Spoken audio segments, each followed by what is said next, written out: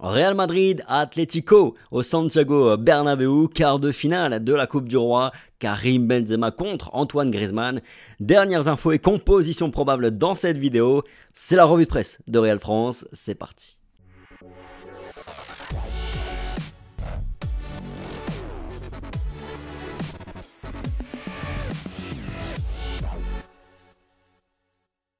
Bonjour à tous, j'espère que vous allez bien, ravi de vous retrouver aujourd'hui pour une nouvelle vidéo, une nouvelle revue de presse d'avant-match. Et on commence sans plus tarder par les une des deux quotidiens madrilènes.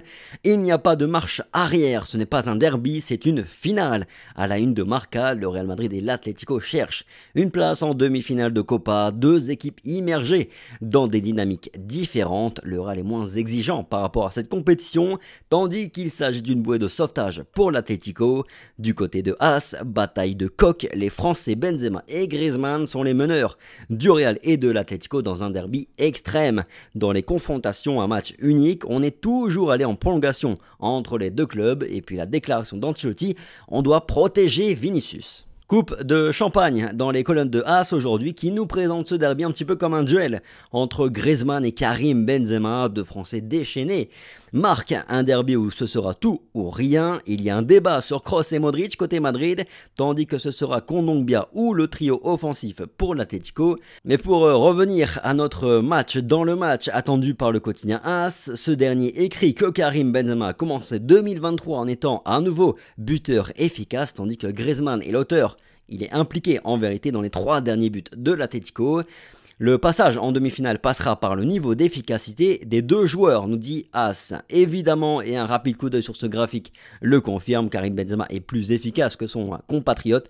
Mais ils n'ont pas non plus le même rôle, la même fonction. Il est vrai que Griezmann va mieux et ça coïncide avec le mieux côté Atlético. Statistique intéressante avant ce derby, depuis l'arrivée de Diego Simeone, jamais une confrontation sur un match unique ne s'est jouée sur 90 minutes. On est toujours allé en prolongation sur les 5 antécédents et 2 fois on est allé jusqu'au tir au but. L'Atlético a gagné le premier affrontement en 2013 en Coupe du Roi au Bernabéu et en 2018 en Supercoupe d'Europe.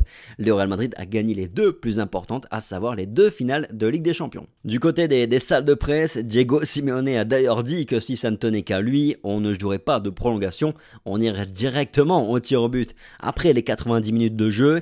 Il a justifié ça par le fait que les joueurs jouent déjà beaucoup de compétitions, ce qui n'est pas totalement faux non plus. Il lui a aussi été demandé s'il avait un plan anti-Vinicius. Évidemment, il a botté en touche en répondant qu'il ne se focalisait pas que sur un joueur, que le Real Madrid avec beaucoup de grands joueurs et patati et patata.